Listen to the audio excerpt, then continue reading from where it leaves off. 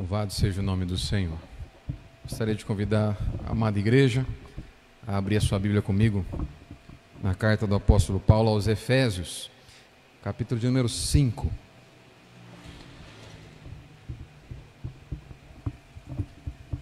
Efésios, capítulo de número 5.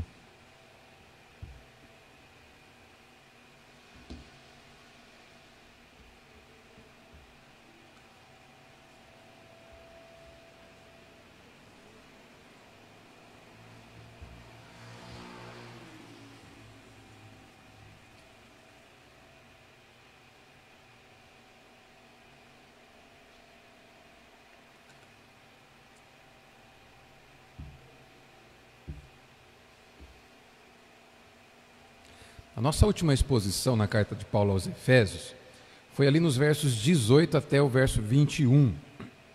Hoje eu quero ver com os irmãos a partir do verso 21 novamente, porque essa porção aqui, que vai do verso 21 até lá, o capítulo 6, verso 9, Paulo vai tratar aqui das implicações ou das consequências da plenitude do Espírito Santo. Foi isso que a gente viu na exposição anterior. A partir do verso 18, verso 18 até o 21, Paulo está falando sobre ser cheio do Espírito Santo. Essa é uma ordem do apóstolo Paulo. Paulo aqui não está dando uma opção para os crentes, ele está dando a ordem de que o crente seja cheio do Espírito Santo. A partir agora do verso 21 até o capítulo 6, verso 9, Paulo vai nos mostrar o que acontece, quais são os resultados de um crente cheio do Espírito Santo. E a gente vai ver aqui que fica evidente um crente cheio do Espírito Santo no relacionamento familiar. É evidente um crente cheio do Espírito Santo na sua vida profissional. Eu quero destacar hoje a importância de nós mostrarmos que somos crentes cheios do Espírito Santo em casa. Porque nos comportar como crentes cheios do Espírito Santo na igreja é fácil, relativamente fácil. Aqui todo mundo é santo, aqui todo mundo ora, todo mundo busca a Deus, todo mundo busca servir a Deus, mas Paulo mostra aqui que a implicação direta de ser cheio do Espírito Santo em casa. E dos versos 21 até o verso 33, em especial, do verso 22 até o 33, Paulo vai falar dos resultados de ser cheios do Espírito Santo no relacionamento do casamento. Dos versos 22 até 24, Paulo fala da esposa. Depois, lá dos versos 25 até o 33, percebe que tem um espaço bem maior aí, onde Paulo vai falar dos maridos. E hoje eu quero falar um pouco com as esposas. Como a gente tem uma liturgia um pouco mais estendida hoje, os irmãos não fiquem tristes, vai sobrar para nós semana que vem. Então eu vou precisar de 2 domingos para pregar essa mensagem. Então hoje, mais especialmente, é óbvio que o Espírito Santo vai aplicar tanto nos homens como nas mulheres, nas crianças, nos jovens, mas em especial, vamos falar com as irmãs. Paulo fala diretamente com as irmãs aqui. Então é sempre, lembre, é Deus falando, tá bom? E os irmãos não fiquem tristes, semana que vem tem para nós, amém? Vamos ler então aí os versos 21 até o verso 24, Efésios 5, a partir do verso 21. O apóstolo Paulo diz assim: sujeitando-vos uns aos outros no temor de Cristo. As mulheres sejam submissas ao seu próprio marido, como ao Senhor. Porque o marido é o cabeça da mulher, como também Cristo é o cabeça da igreja, sendo este mesmo o Salvador do corpo. Como, porém, a igreja está sujeita a Cristo, assim também as mulheres sejam, em tudo, submissas ao seu marido. Até aqui, vamos orar, pedir direção do Espírito Santo, quebrantamento do nosso coração, em nome de Jesus. Pai Santo, nós te bendizemos, louvamos o Senhor através de canções. A minha oração nessa noite é para que o Senhor seja adorado, seja honrado, através de cada palavra falada, através de cada palavra cantada, que tudo aqui promova a tua glória, adoração, verdadeiro louvor para ti, que o Senhor seja engrandecido. Pai Santo, edifica as nossas vidas através da palavra do Senhor, fala conosco, Pai, mas através da pregação, que a pregação também seja um movimento de louvor e adoração, e que através da exposição o Senhor seja honrado, que através da atenção dos meus irmãos, estando com o coração completamente voltado para Ti, estando com a atenção completamente focada no Senhor, na Tua palavra, ó Deus, que a nossa atenção, que o nosso coração diante da pregação da Tua palavra também seja uma manifestação de louvor e adoração a Ti, porque é o Senhor falando conosco. Por isso eu peço que o Senhor aplique, use cada palavra para a promoção da Sua glória e para a edificação do Seu povo. Eu oro no nome de Jesus. Amém. Por que falar de um texto, um tema tão específico, que é família, num culto de domingo à noite? Bom, primeiro, porque quem pauta o púlpito dessa igreja não é a opinião do pregador. O pregador aqui não prega o que ele quer pregar. O pregador aqui prega a palavra de Deus. E como nós expomos sequencialmente a palavra de Deus, hoje nós chegamos nesse texto. Chegamos aqui em Efésios capítulo 5. Se até aqui, se na última exposição de Efésios, nós vimos o que significa ser cheio do Espírito Santo, a partir de hoje e a semana que vem, as outras duas exposições aí, a gente vai ver a implicação prática do que é ser cheio do Espírito Santo. E por que dedicar um culto de domingo à noite para falar de família? Eu penso que nós estamos diante aqui de um tema, de um assunto que é muito valioso para a vida cristã, muito importante para nós. Nenhuma instituição na face da terra é tão sagrada ou básica como a família é. Quando eu digo que ela é sagrada, porque ela foi criada por Deus e para a glória de Deus. E quando eu digo que ela é básica, porque a família é a base de toda a realidade da sociedade. A nossa sociedade é como é, porque as famílias estão como estão. A nossa família é a base para a igreja. A nossa família é a base para a nossa sociedade, e a nossa família é a base para a nossa nação. A situação moral que a gente vive é um reflexo de como é a moral familiar, como é a moral das nossas famílias, é como nós nos relacionamos em casa. Isso é um reflexo direto na nossa sociedade. Por ser tão importante, a família ela merece esse tratamento especial. Por isso a gente vai falar disso aqui hoje. A família sempre, ao longo das eras, esteve submetida a ameaças externas e ameaça interna na saúde familiar. A família sempre foi alvo de ameaça externa e de ameaça interna. Hoje, no nosso país, em especial, falar da nossa casa aqui, nossas famílias são alvos de ameaças externas. Existem, irmãos, ideologias políticas que têm como alvo principal, no seu plano aí de ação, a destruição da família. Porque destruir a família é destruir a sociedade como a gente conhece hoje. Depois você pode procurar, mas em 10 de dezembro de 2019, ano passado, final do ano passado, um canal comunista, um canal aí de veia esquerdista no YouTube, o canal chamado Boitempo, publicou um debate com o seguinte nome: Família, Religião e Política. E participaram, dentre outras pessoas, participaram desse debate um pastor, que é um teólogo liberal, Henrique Vieira. Já falei algumas vezes dele aqui. É aquele pastor que diz que na verdade Cristo não ressuscitou. Isso aí foi algo que o povão inventou, porque a mensagem de Cristo era muito esperançosa. Então é um teólogo liberal que rejeita a ressurreição de Jesus Cristo. Esse cara participou desse debate. E uma outra pessoa, um deputado federal, ou um candidato a deputado federal pelo PCB em 2018, chamado Vitor Zapparoli Borgherese, que assina como Amanda Palha. Ele é um ativista, um militante do movimento LGBT, um transexual, candidato ao PCB, o Partido Comunista Brasileiro, de 2018. O objetivo dessas pessoas era debater acerca de família, religião e política. Esse debate. E olha a fala desse ativista e desse militante LGBT. Eu vou parafrasear o que ele disse aqui, mas você pode procurar no YouTube, está lá. Abre aspas, olha o que esse homem diz.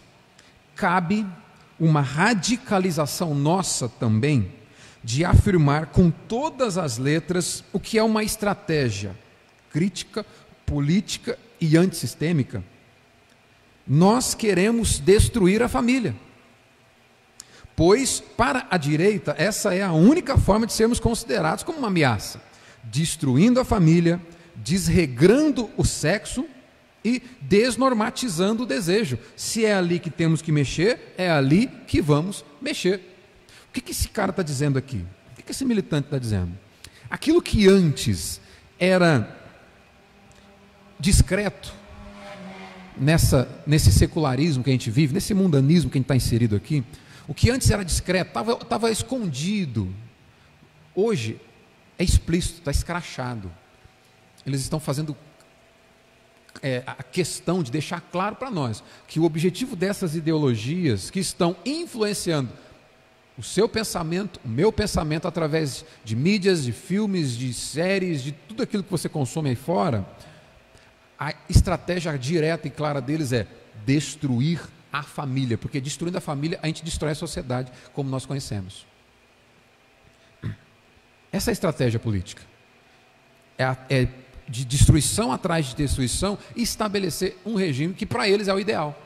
Então isso é uma ameaça externa que é real e a tua família está sujeito a ela hoje. Mas se não bastasse essa ameaça externa, existe também uma outra ameaça que é interna. Essas ameaças internas, elas acontecem quando nós não reconhecemos o nosso papel dentro da família. Quando nós construímos famílias com base de autoritarismo, egoísmo, quando nós construímos família apenas para que nós satisfaçamos a nossa vontade, para que nós sejamos felizes e não para termos um compromisso com Deus através da família, é quando nós não entendemos que a família ela é uma instituição divina e tem propósito de Deus para ela, nós nos tornamos uma ameaça interna dentro de casa, nós nos tornamos uma ameaça para a família. Quando Paulo escreve essa carta aqui, acontecia no meio daquela sociedade algo que hoje a nossa sociedade quer trazer de volta. Havia aqui uma cultura de desvalorização da mulher, por exemplo. A cultura judaica, que é onde Paulo foi formado, era intensamente preconceituosa e desvalorizava a figura feminina. A cultura grega, para quem Paulo está escrevendo, os efésios que estão lendo essa carta, também havia uma grande desvalorização da figura da mulher entre eles. Olha só, dentro da cultura judaica, o judeu ele tinha um baixo conceito da mulher. Se você fosse judeu, presta atenção aqui, dentro da cultura judaica, o judeu ele acordava pela manhã e fazia a seguinte oração: Senhor, obrigado porque eu não sou pagão, obrigado porque eu não sou escravo, obrigado porque eu não sou mulher. A mulher não tinha qualquer direito na cultura judaica. Esse era o pensamento deles. A mulher, quando solteira, ela era propriedade do pai. E quando casada, ela era propriedade do marido. E muitas vezes era usada como moeda de troca para fazer negócio. Isso era mulher. Mulher não tinha direito na sociedade, na cultura judaica. Um outro ponto muito claro, que só para te contextualizar, o que está em voga, qual que é o pano de fundo daquela sociedade que vai receber essa carta, esses mandamentos que nós vimos de Paulo aqui pela primeira vez. Outra coisa que acontece muito de forma banal na cultura judaica é o divórcio. O homem podia divorciar por qualquer motivo. Se a mulher não colocasse muito sal na comida dele, ele podia divorciar dela. Se a mulher saísse de casa sem véu, ele podia se divorciar dela. Já a mulher não podia pedir divórcio de momento, em hipótese alguma, não tinha qualquer direito a pedir divórcio. O homem estava liberado. Acordou com o nariz torto, bateu o dedinho no pé da mesa, se divorcia da mulher, manda a mulher embora. Essa é a cultura judaica. Na cultura pagã, na cultura helênica, que eram os gregos, o negócio é pior ainda. A sociedade grega, a prostituição é algo que fazia parte da essência daquela sociedade. Por exemplo, esses efésios que estão recebendo a carta, talvez muitos deles ali, antes de se converterem ao cristianismo, eram adoradores de uma deusa chamada Diana, ou Ártemis, dependendo do lugar que você vai ler, você vai encontrar isso aí. O que acontece com essa deusa e com esse ídolo? Essa Ártemis, ela era lembrada dentro da mitologia dos gregos como uma deusa virgem, que segundo a mitologia, ela foi concebida com muitas dores de parto, e por causa disso, ela era contrária ao casamento. Percebe então, aqueles que são adoradores desse ídolo, dessa deusa entre os gregos, têm uma cultura de que casamento não é para prestar. Paulo está escrevendo mandamentos para casamento para homens e mulheres que vêm com essa informação, com essa cultura de que casamento não presta, de que casamento não é coisa para ser boa. É para esses homens que Paulo está escrevendo aqui. O culto para essa deusa Diana, no culto eram usadas sacerdotisas que serviam como prostitutas cultuais. Havia lá 100 sacerdotisas que o propósito delas era vender o corpo para aquele que estava participando do culto. A imoralidade sexual, o baixo valor da figura feminina, da mulher, era algo que aqueles gregos estavam acostumados a lidar. Aí vem Paulo dizer para o homem o seguinte: sabe como que você deve amar sua mulher? Como Jesus amou a igreja. O que Paulo apresenta aqui para a cultura daquele tempo é uma revolução. Havia um escritor grego chamado Demóstenes, olha o que ele diz: temos prostitutas para o prazer, concubinas para o sexo diário e esposas para termos filhos legítimos. Essa é a visão dos caras. Como que eles pensavam? Os gregos esperavam que as mulheres cuidavam dos filhos enquanto eles buscavam prazer fora do casamento. Era para isso que servia a mulher, para cuidar do filho. E ele ia ter prazer fora do casamento. Essa é a visão de mundo daqueles homens, dos mundanos, dos pagãos, antes de se converterem ao cristianismo. No tempo que Paulo escreve essa carta aqui, a família está ameaçada. O casamento é algo... E olha que coisa interessante.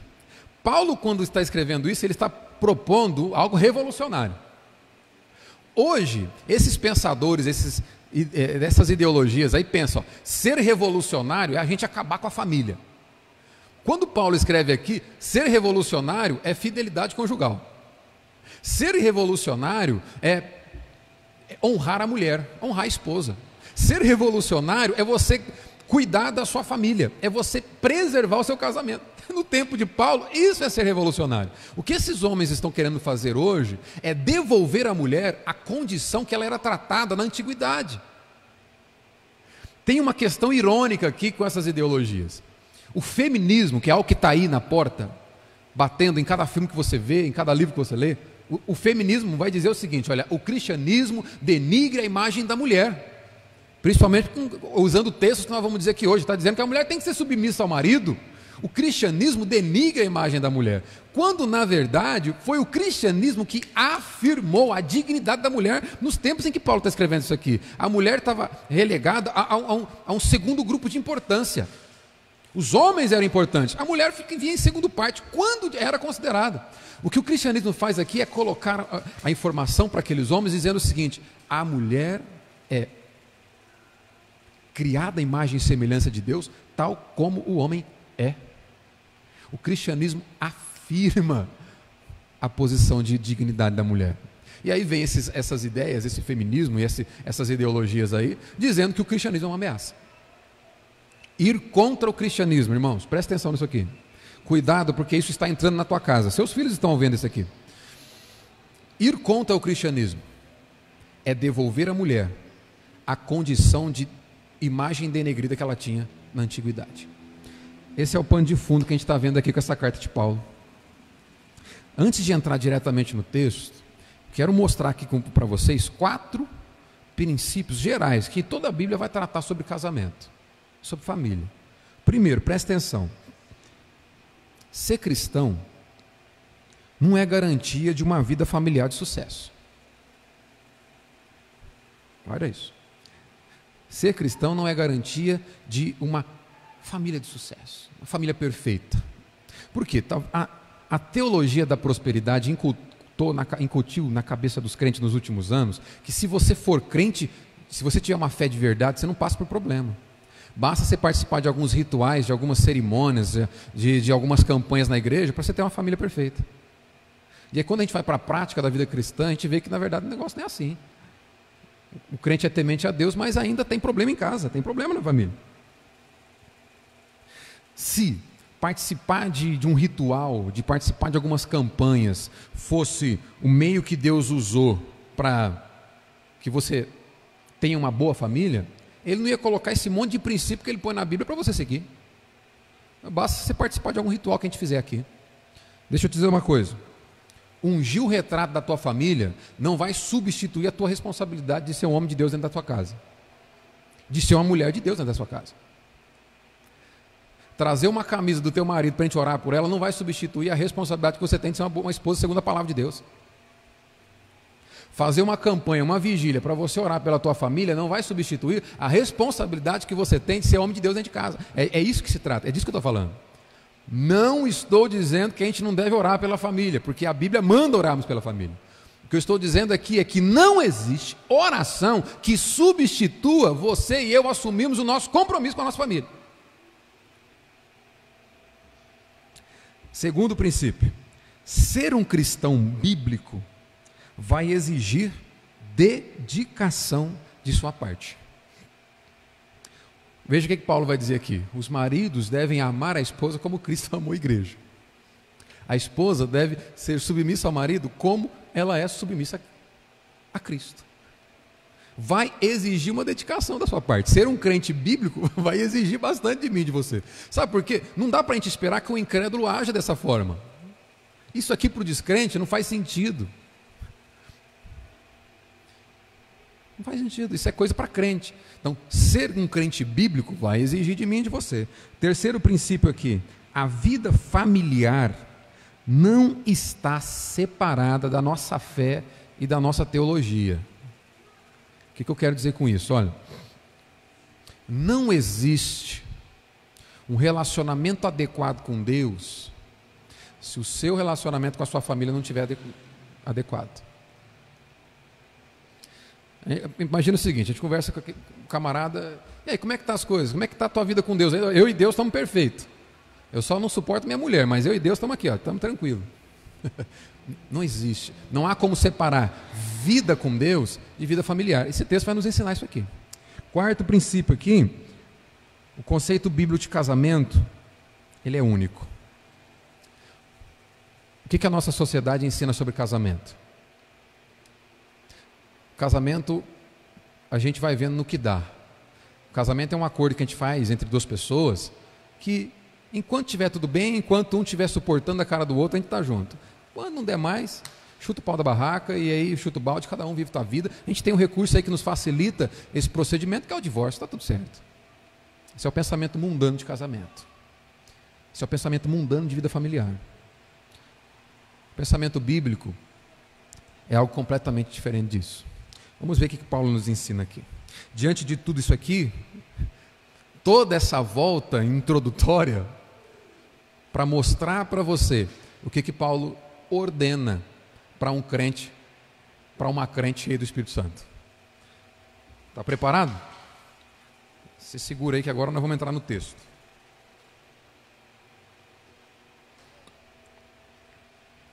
Paulo mostra aqui, irmãos, os deveres do esposo e da esposa, segundo a vontade de Deus. Paulo vai mostrar aqui como que é uma mulher cheia do Espírito Santo, como que é um homem cheio do Espírito Santo.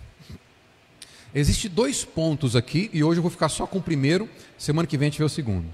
O primeiro ponto é a ordem que Paulo dá para as mulheres. O segundo ponto é a ordem que Paulo dá para os homens. Olha que algo interessante que está acontecendo aqui. A ordem de Paulo para as mulheres, preste muita atenção, não perca isso. A ordem de Paulo para as mulheres é: submeta-se, se sujeite. A ordem de Paulo para os homens é: ame. Percebe que Paulo não manda a mulher amar. Eu penso que Paulo entende que para a mulher não é difícil amar. Por isso que ele manda o homem amar. Por isso que a ordem para amar é para o homem. Talvez porque Paulo entende que nós temos uma dificuldade maior para amar. A ordem de Paulo para as irmãs, para as mulheres é: se submetam. Talvez porque Paulo entende a dificuldade que as irmãs têm de se submeter. Primeiro ponto aqui, Paulo diz para as irmãs: submetam-se. E para os irmãos: amém. Vou ficar só apenas aqui para a gente analisar a ordem para as irmãs primeiro, amém? Semana que vem o negócio é com a gente. Então, mas não adianta os irmãos cutucar as irmãs, que semana que vem vai ter para você também, irmão. Então vamos acompanhar junto aqui. Veja só, o papel da esposa está nos versos 22 a 24. Está comigo aí? Mantenha os teus olhos fitos aí na palavra de Deus, esteja atento aqui, para você não perder nada.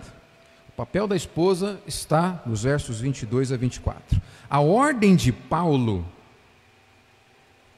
para que a esposa cumpra o seu papel é uma ordem clara, é uma ordem para submissão.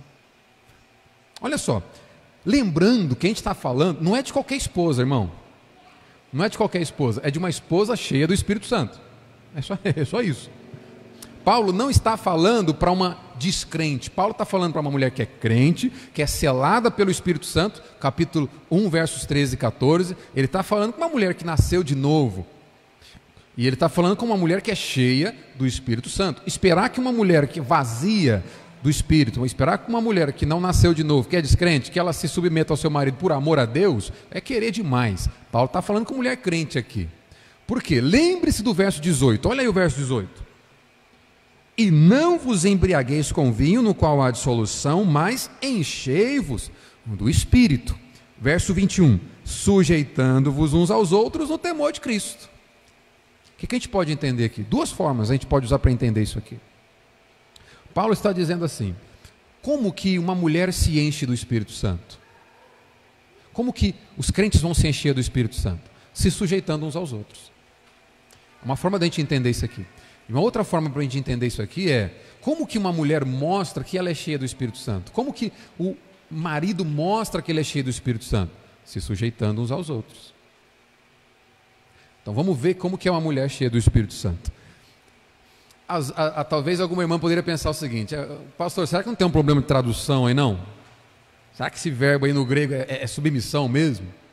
É porque alguns, na tentativa de dar uma equilibrada, de dar administrar a doutrina, pode dizer o seguinte: não, sabe o que significa submissão? É que o homem e a mulher estão debaixo de uma mesma missão, né? Eles estão debaixo da missão.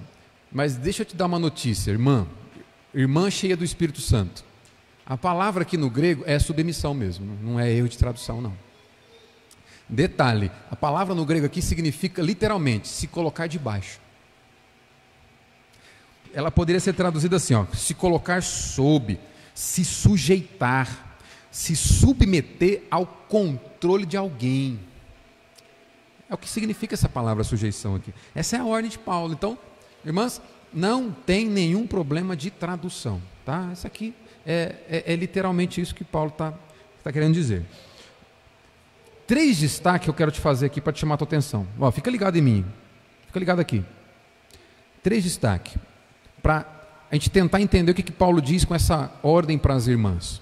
A primeira coisa que Paulo vai dizer aqui é que a submissão da mulher, ela é motivada pelo seu compromisso com o Senhor Jesus.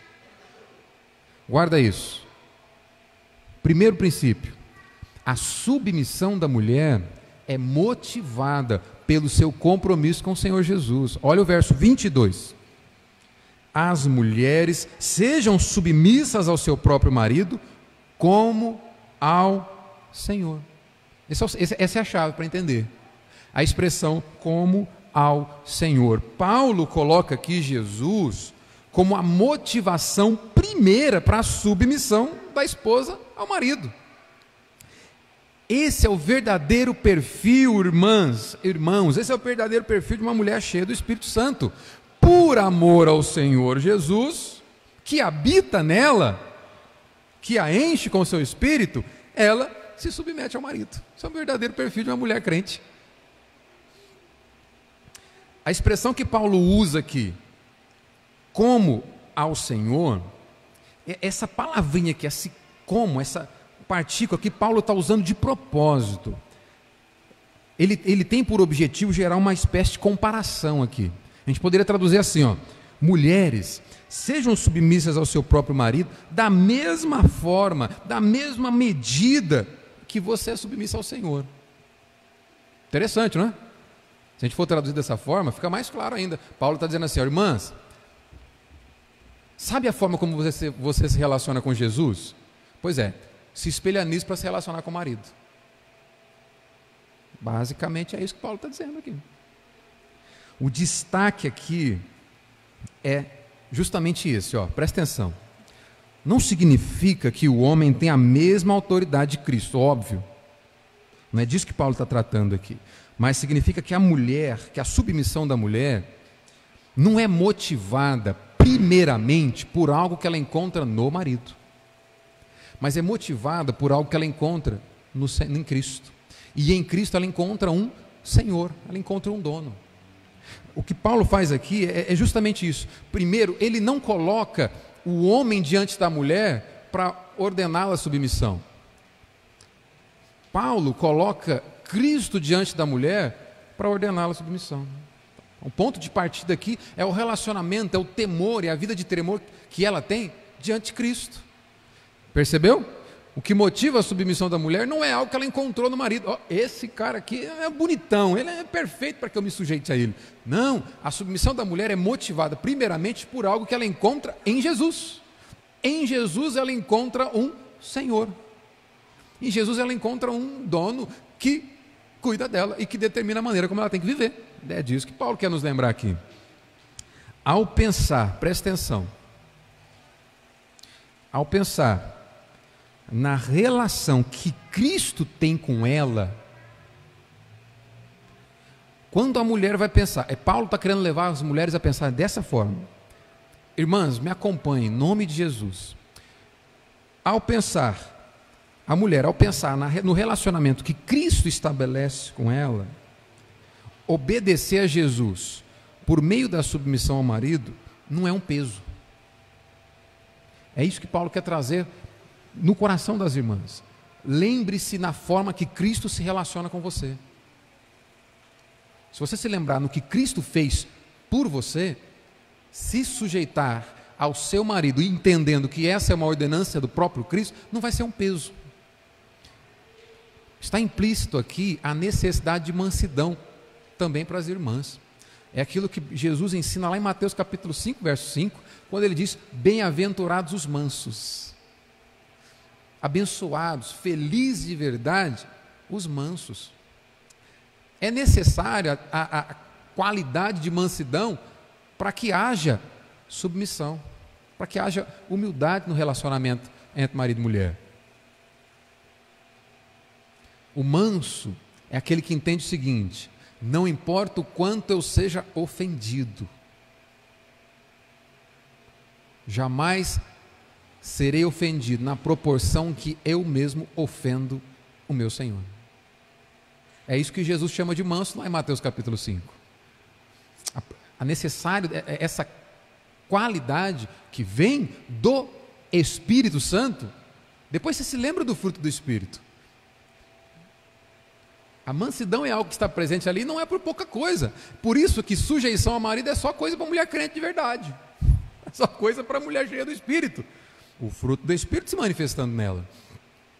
E quando Paulo quer motivar os irmãos ao relacionamento interpessoal, pautado na humildade, pautado na mansidão, ele sempre traz o exemplo de Cristo. Lá em Filipenses capítulo 2, verso 5, Paulo diz assim: tende em vós o mesmo sentimento que houve em Cristo Jesus. É como se nós pudéssemos usar Filipenses para argumentar a ordem para as irmãs aqui, dizendo assim: irmãs, tenham em você o mesmo sentimento que Jesus teve. O que Jesus teve ali? A obediência de Cristo não foi uma obediência só de palavras e de intenções, mas uma obediência de vida totalmente entregue ao Senhor e sem reservas. Foi isso que Cristo fez. Aí Paulo traz o exemplo de Cristo e coloca diante de nós, dizendo: vive igual. Por isso, Paulo aponta para Cristo para dar essa ordem às mulheres aqui. Uma obediência motivada pelo amor e não apenas pelo senso de obrigação. Pelo senso de obrigação você não vai conseguir. Mas quando você lembrar no que Cristo fez por você, aí as coisas começam a facilitar. É o que Paulo está ensinando aqui. Esse é o primeiro ponto. A submissão da mulher é motivada pelo relacionamento que ela tem, pelo compromisso que ela tem com Cristo. Segundo ponto aqui é rapidinho, continua atento aí. O segundo ponto aqui com essa ordem de Paulo para as irmãs é mostrar que, aí agora sim, depois que ele fez a irmã olhar para Cristo, agora ele faz ela olhar para o marido. Primeiro, a submissão da mulher é motivada pelo compromisso com Cristo. Então olha para Cristo primeiro. Segundo, a submissão da mulher é motivada pelo papel do marido, que também é Cristo que dá. Olha o verso 23. Porque o marido é o cabeça da mulher. A sujeição dela é motivado pelo papel dele. Olha a ênfase aqui, olha. Porque o marido é o cabeça da mulher. Quando Paulo quer exortar as irmãs a um comportamento de sujeição, ele lembra do papel do marido. Isso aqui já está implícito, algo que Paulo vai tratar com os homens na sequência aqui, e que nós vamos tratar na semana que vem. O papel do homem não deve ser negligenciado. É o papel do homem que Paulo traz para lembrar as irmãs da sujeição. Ele é cabeça. Então agora sim, depois que ele faz as irmãs olhar para Jesus, ele faz ela olhar para o marido também. Cabeça aqui, irmãs, irmãs, é liderança. Portanto, agora já tentando dar uma pitada para que a gente vai ouvir na semana que vem, irmãos, não haverá dificuldade para a tua esposa se sujeitar a você, se você assumir esse papel que Cristo te deu, ser o líder da tua casa.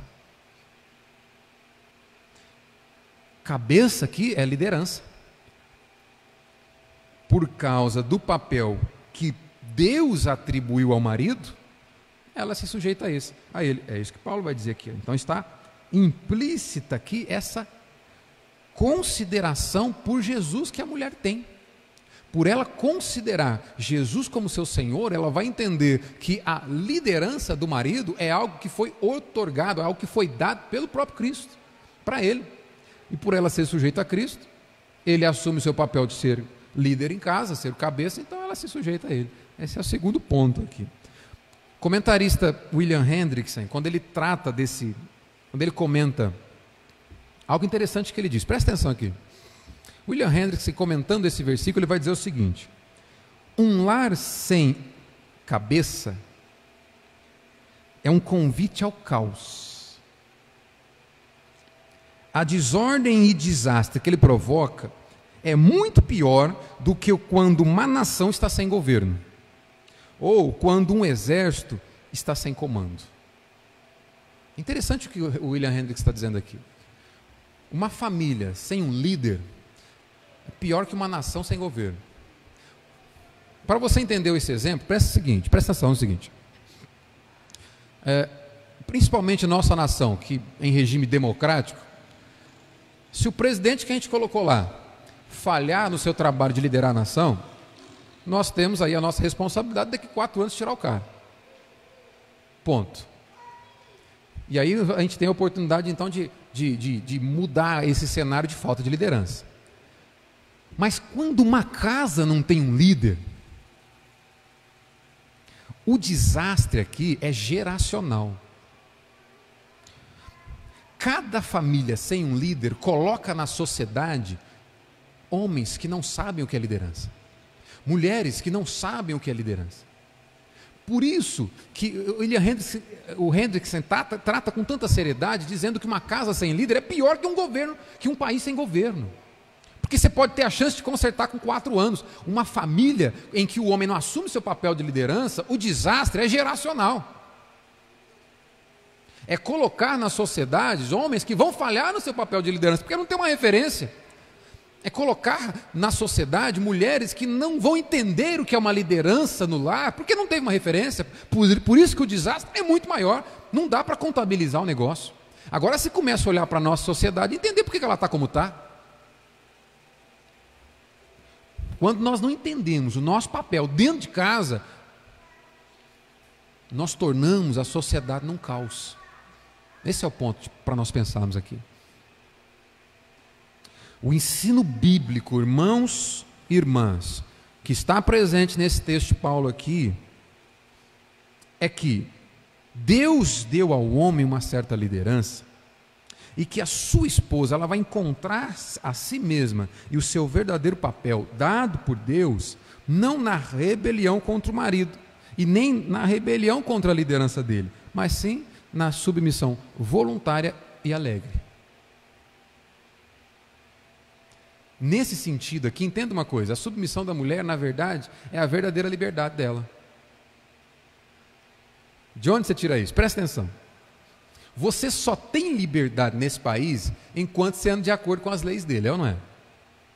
Começa a andar contra a lei, o que vai acontecer contigo? Anda fora da lei desse país, o que vai acontecer com você? Você vai para a cadeia, você está preso. Em outras palavras, a gente pode aplicar o que Paulo está dizendo aqui, entendendo que a verdadeira liberdade da mulher é no cumprimento do papel que Deus dá para ela.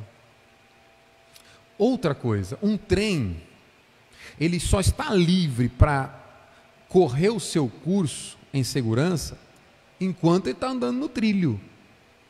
Um trem fora de um trilho é desastre. Você já viu o trem descarrilhado? O que ele faz?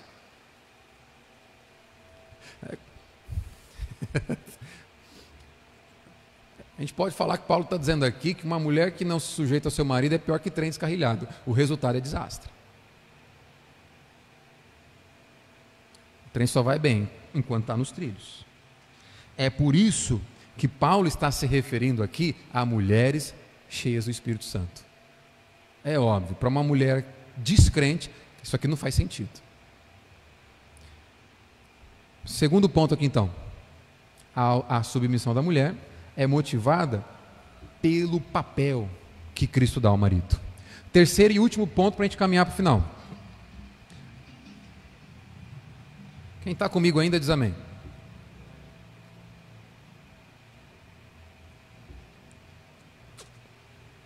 A submissão da mulher, segundo Paulo, é motivada pelo relacionamento de Cristo com a igreja.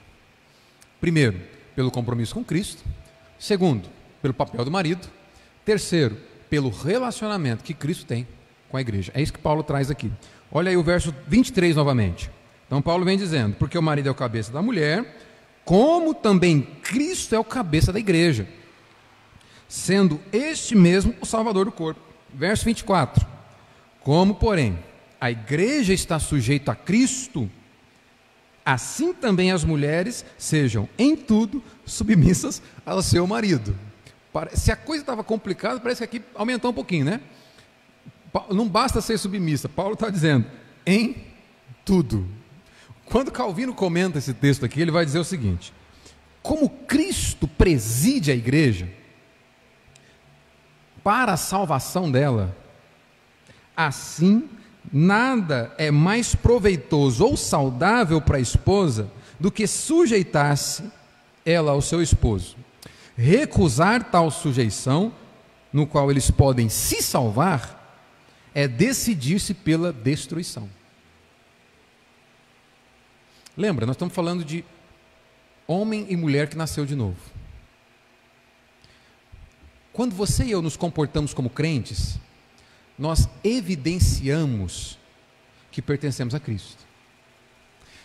Nós evidenciamos que estamos em Cristo.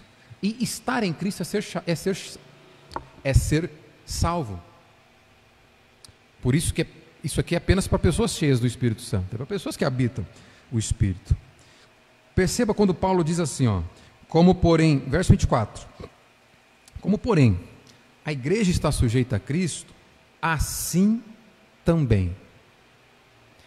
Essa expressão aqui que Paulo usa, Paulo quer dizer o seguinte, olha, deste modo, dessa maneira, Paulo traz a figura do relacionamento da igreja com Cristo para ordenar a sujeição da mulher ao marido. É isso que ele está fazendo aqui. É justamente por isso que somente a mulher cheia do Espírito Santo para compreender isso aqui.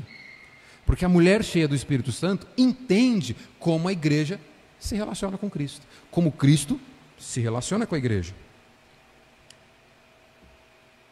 Primeiro, uma mulher cheia do Espírito Santo vai entender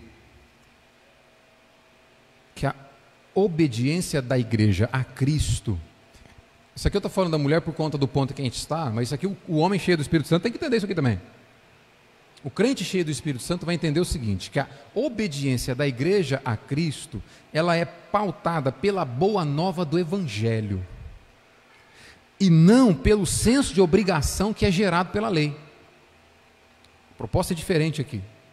A igreja que entende o Evangelho, a igreja que vive pelo Evangelho, ela pensa da seguinte maneira: eu não vou obedecer a Cristo para merecer algo dele,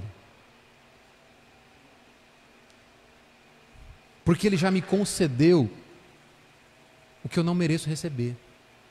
Eu vou obedecer a Cristo justamente por ele ter sido gracioso comigo e me ter dado uma salvação sem mérito algum meu. Esse é o comportamento de uma igreja que entende o Evangelho. Segunda coisa a dizer aqui: a igreja não obedece a Deus para ganhar algum favor dele, então, porque ela sabe que todo favor de Deus é imerecido. Paulo já desenvolveu isso aqui nessa mesma carta, lá em Efésios capítulo 2, verso 8. Lembra o que ele disse? Porque pela graça sois salvos, mediante a fé, e isso não vem de vós, é dom de Deus. Ser salvo aqui é, primeiro, ter o relacionamento com Cristo restabelecido. Ser salvo aqui é, segundo, ter a imagem de Cristo, a imagem e semelhança de Deus restaurada em nós, pela ação do Espírito Santo. Ser salvo aqui é ser assegurado, é ser garantido rumo à vida eterna com Deus. São todas essas bênçãos que estão incutidas no pacote da salvação. Tudo isso, irmãos, Paulo está mostrando na carta de Efésios que é gracioso. Entende isso aqui para a gente fechar com chave de ouro. Olha, presta atenção. Existe, tanto no Antigo quanto no Novo Testamento, dois tipos de verbo para a gente entender aqui, que mostra a forma como Deus se relacionou conosco e como a gente se relaciona com Deus. Sempre vai existir verbos no indicativo que mostram o que Deus fez para a igreja. Primeiro ponto de partida é esse. O que Deus fez para a igreja? Só depois vem as ordens. Só depois vem os imperativos mostrando o que nós devemos fazer. Lembre-se, quando Deus tira o povo do Egito, Deus não chega lá através de Moisés, dá os 10 mandamentos e fala para Moisés: olha, leva lá para o meu povo no Egito e diz para eles, obedeça os 10 mandamentos e quando vocês conseguirem, Deus vai te tirar daí. Foi assim que Deus fez? Não. Como que Deus fez para tirar o povo do Egito? Trouxe o povo para fora, libertou o povo do Egito. Depois que libertou o povo do Egito, deu a lei para eles. Nós entendemos que na simbologia bíblica o Egito significa o mundo, Israel significa a igreja. Em outras palavras, irmãos, o que diz essa ordem aqui? Deus faz, depois nós fazemos. Tudo o que Deus fez por você não é porque você fez algo por merecer. A igreja que vive pelo Evangelho entende isso. Por isso que Paulo traz a figura da igreja se relacionando com Cristo para dizer para as irmãs como que ela deve se relacionar com o marido. Para dizer o seguinte: olha, você não vai fazer para esperar algo em troca. Você não vai fazer nada para Deus para merecer algo de Deus. Não, você vai fazer porque você entende que você não merecia nada e ainda assim Deus fez. Você vai fazer porque todo relacionamento de Deus contigo parte do seu atributo gracioso, que Deus é para conosco. Sem a igreja merecer, Ele nos resgata do mundo. E a lei é o que Ele nos dá para que nós expressemos amor por um Deus que nos salvou sem que merecêssemos. Por isso Paulo traz a figura da igreja se relacionando com Cristo, para dizer para as irmãs: se relacione com seu marido em igual medida. Você não vai fazer porque ele é bonzinho, porque o teu marido é bom. Você não vai fazer para que Deus te abençoe. Você não vai obedecer para ter uma moeda de troca, para chegar diante de Deus e dizer o seguinte: olha, eu fiz minha parte, agora faz a tua, me abençoa aí, muda esse traste. Não. Você vai entender o seguinte: Senhor, eu não merecia nem estar recebendo esse mandamento da tua parte, porque o capítulo 2 dessa carta diz que quando o Senhor me encontrou eu estava morto, o Senhor me deu vida. Obrigado por isso. E agora, por te amar e mostrar que eu sou grato, eu vou cumprir com os teus mandamentos. Uma igreja que entendeu o Evangelho, a igreja que é cheia do Espírito Santo, ama a Deus porque sabe que ela foi amada primeiro. É isso que Paulo mostra aqui. Lá no capítulo 2 ele estava dizendo isso no verso 4. Mas Deus, sendo rico em misericórdia, por causa do grande amor com que nos amou, e estando nós mortos em nossos delitos, nos deu vida, juntamente com Cristo. Pela graça sois salvos. É isso que Paulo está dizendo para as irmãs. Olha, assim como a igreja não merecia e eu agi com favor, você também não merece. Assim que a igreja me ama, assim como a igreja me ama, porque ela entendeu a minha graça e o meu amor por ela, e ela só me ama porque eu amei ela primeiro, assim é o teu comportamento com o seu marido. Olha só a figura que Paulo traz aqui. A igreja, acompanha aqui, irmãs, ó. Olha a figura que Paulo está trazendo. A igreja se sujeita a Cristo porque entendeu que Cristo a amou primeiro. A esposa se sujeita ao marido porque entende que Cristo a amou primeiro. Não é por nenhum mérito construído pelo marido, mas é pelo amor de Cristo. Amém?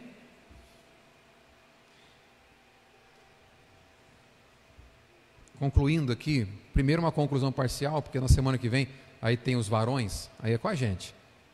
Eu só vi os irmãos olhando para as irmãs, que está vendo? Deus está falando, né, irmã? Mas aí semana que vem é com a gente. Aí as irmãs começam a falar: está vendo? Deus está falando, Deus fala mesmo. Fala, Jeová, fala com ele. Nossa conclusão parcial aqui é o seguinte, irmãos, eu comecei a nossa fala aqui dizendo que a nossa sociedade vive um caos. Nossa família é ameaçada por homens que querem destruir ela. Porque eles sabem que destruindo a família, eles destroem a sociedade como nós conhecemos. A nossa sociedade é um reflexo das nossas casas. Nossa igreja é um reflexo da nossa casa. E a palavra de Deus tem luz para as famílias. A palavra de Deus tem luz para a nossa sociedade. Então, quando nós agimos como luzeiros, sendo luz na nossa família vai ser luz na igreja, nossa família vai ser luz na sociedade. É assim que um crente redime a sua sociedade, é assim que um crente é sal na sua sociedade. Paulo está dizendo aqui então que a submissão da esposa deve ser exercida primeiro olhando para Jesus. Se você olhar para nós, se vocês olharem para nós, vocês não vão ter muitos motivos para ser sujeitas a nós, não. Mas se vocês olharem para Jesus e entenderem o que ele fez por vocês, aí o trato é outro. Por isso vem o segundo ponto aqui. A sujeição da mulher é motivada pelo papel do marido, e que foi Deus que deu. Mais uma vez, você está olhando para o marido na posição em que Deus o colocou, mas o motivo primeiro é o próprio Deus. Então, por você amar a Deus, você vai ser sujeito, ainda que ele for uma carninha de pescoço, muitas vezes. E por fim, por entender o relacionamento de Cristo com a igreja, você vai se sujeitar ao seu marido. A implicação prática disso aqui, irmãos, e agora isso aqui é para todos nós, isso aqui não é só para as irmãs. Nós temos a responsabilidade de sermos sal nessa terra. A igreja é um instrumento de Deus para manter a sanidade mental da nossa sociedade. Isso é ser sal. Ser sal, o sal aplicado lá na metáfora que Jesus usa para dizer que a igreja é sal, O sal naquele tempo era usado para impedir que a carne apodrecesse. A igreja é um instrumento de Deus para impedir que a humanidade apodreça em delitos e pecados. Mas nós só somos sal quando nós agimos de acordo com a palavra de Deus. Nós só somos luzes quando nós agimos de acordo com a palavra de Deus, que é a luz. Nós não temos luz em nós mesmos. Então, irmãos, não dá para você querer ser um esposo abençoado, não dá para você querer ser uma esposa abençoada sendo vazio do Espírito, entendendo que ser cheio do Espírito é ser cheio de Bíblia. Ponto de partida para a gente começar a discussão aqui. Você só vai ser luz no seu casamento se for a Bíblia que pauta ele. Você só vai ser luz na educação dos seus filhos se for a Bíblia que pauta ela. Não dá para ser de outro jeito. Minha irmã, olha aqui para mim. Jesus é a sua referência. Não é ele não. Amém? Sou eu não, é Cristo. E por amar a Cristo, o próprio Senhor Jesus, mediante o enchimento do seu Espírito, vai te habilitar para cumprir com a ordem de Paulo. Ser cheio do Espírito Santo é ser cheio da palavra de Cristo. Sejamos cheios. Vamos conduzir a nossa vida familiar como pessoas que são cheias do Espírito Santo, fazendo com que a palavra de Deus paute os nossos relacionamentos lá em casa. Não dá para ser de outro jeito.